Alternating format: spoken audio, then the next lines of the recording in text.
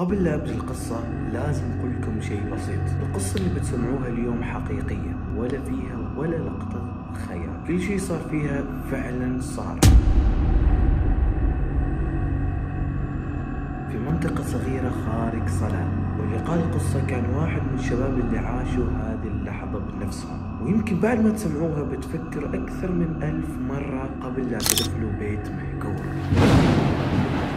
كانوا 4 شباب، سالم ومهند وطلال وخالد. قبل أن نبدأ القصة خلينا نخبركم عن هذا الشباب.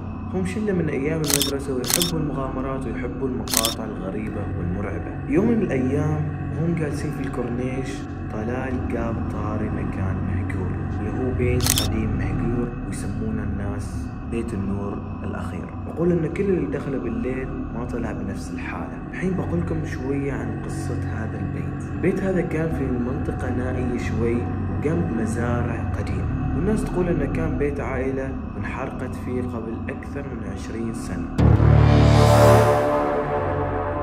الغريب في الموضوع إن الكهرباء كانت تشتغل في داخله من وقت إلى وقت رغم إنه ما في توصيلات. سالم كان هو أكثرهم جرأة وقال وهو يضحك: أنا أقول ندخل ونصور محتوى مرعب نسميه تحدي البيت النور الأخير، ويمكن ينشر هذا المقطع ونصير ترند. ضحك عليه، بس كان خالد متردد وقال: أنا سمعت اللي يدخل هذا البيت بيسمع نداء باسمه من الطابق الثاني، وإذا رد بيختفي صوته من التسجيل بشكل كامل.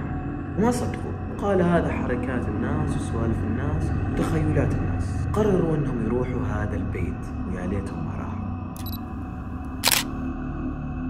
الحين راح يبدا الرعب.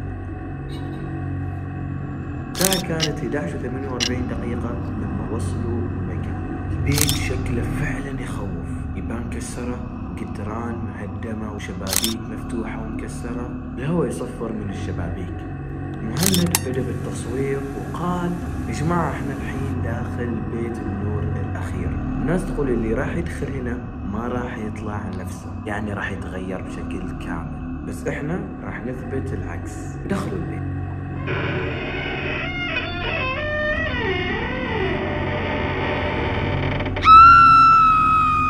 كانت ريحة البيت غريبة، مزيج بين رطوبة وشيء محروق. وطلال لاحظ شيء: لمبة في الممر تطفي وتشتغل ببطء، وأصلا كما احنا قلنا ما في كهرباء. وسالم كالعادة ضحك وقال يمكن باقي فيها شاحن، بس لما قرب منها طفت فجأة.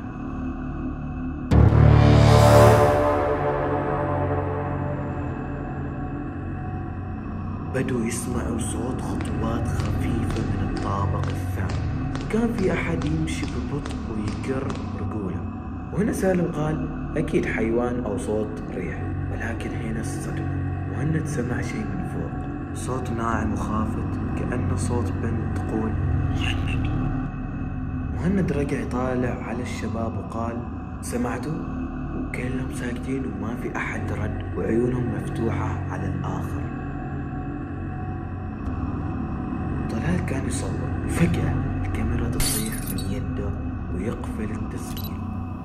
أسرع شيء ممكن خرجوا من البيت وركبوا السيارة ورجعوا بيوتهم وهم خايفين. في اليوم الثاني قرروا يشوفوا الفيديو، يا ليتهم ما شافوا الفيديو. بداية المقطع كان مقطع عادي وطبيعي، لين يوصلون عند اللحظة اللي سمع مهند صوته. كان الصوت واضح جدا.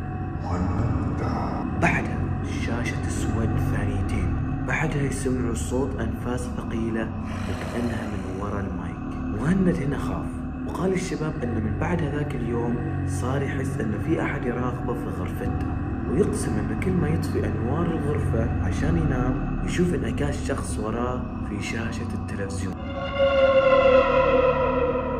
بعد مرور أسبوعين مهند اختفى، وأصدقائه بلغوا على الشرطة. الشرطة بدأوا يدوروا عليه، وجلسوا أيام ودوروا في كل مكان وما حصلوا. والشيء الغريب لما راجعوا كاميرات المزرعة القريبة من البيت شافوا مهند واقف قدام الباب الساعة 3:12 دقيقة الفجر، وفتح الباب ودخل لحاله، ومن بعدها ما طلع منها. كان الناس يسمعوا أصوات تنادي من هذاك البيت، وكأنه البيت انتظر أحد يرجع له صوته ضار.